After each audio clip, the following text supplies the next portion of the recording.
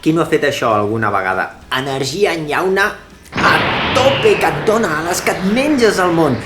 Però passa factura, això? Al Radical Lliure t'expliquem què porta la teva beguda energètica.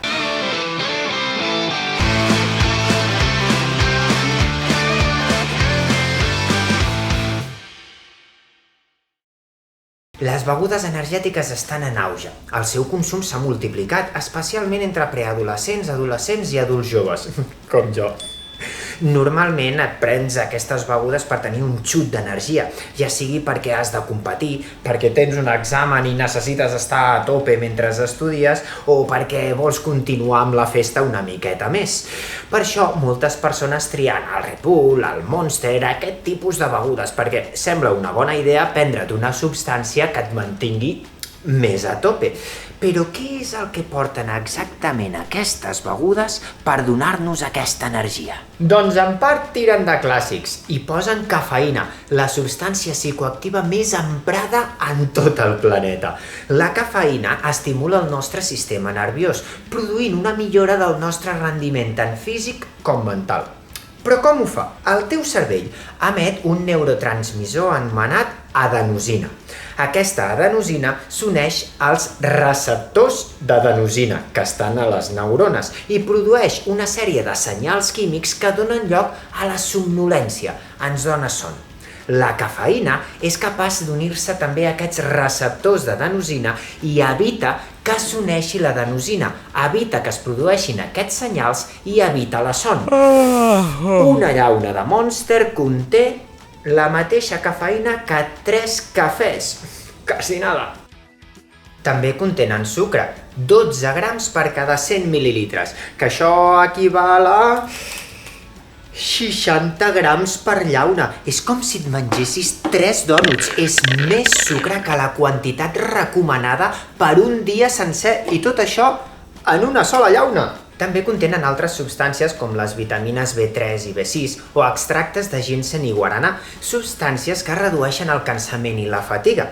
O sigui que fins aquí t'estàs prenent un còctel de substàncies químiques que incrementen el teu rendiment físic i mental, i a més, a unes concentracions ben elevades. Però encara ens falta l'element estrella d'aquestes begudes, no? La taurina. Per això lo de Red Bull, Bull toro, en anglès, taurina. La taurina és un aminoàcid present en molts aliments, com els fruits secs, les llegums o el peix. Està involucrada en la regulació dels músculs esquelètics i en el desenvolupament del sistema nerviós. Per tant, hom podria imaginar que si prens molta taurina, doncs millorarà el rendiment dels músculs i el rendiment mental.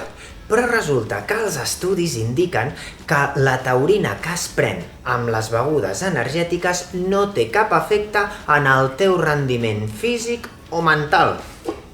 T'estan donant gat per llebre. Però potser la major problemàtica de les begudes energètiques està en barrejar-la amb alcohol, una pràctica bastant habitual. Perquè per una banda t'estàs prenent un estimulant del sistema nerviós que és la cafeïna, però per l'altra t'estàs prenent un depressor del sistema nerviós que és l'etanol. Quin és el resultat? Doncs que, com que estàs a tope per la cafeïna, no te n'adones dels efectes de l'alcohol que t'estàs prenent. En beus més quantitat i t'acabes enganxant una papa d'aupa. En resum, les begudes energètiques incrementen el teu rendiment físic i mental perquè tenen certes substàncies com la cafeïna o el sucre que ho permeten. El que passa és que estan a tals concentracions que es cobren un peatge. La gran quantitat de sucre pot produir obesitat. A més, a la llarga pot generar malalties metabòliques com la diabetes.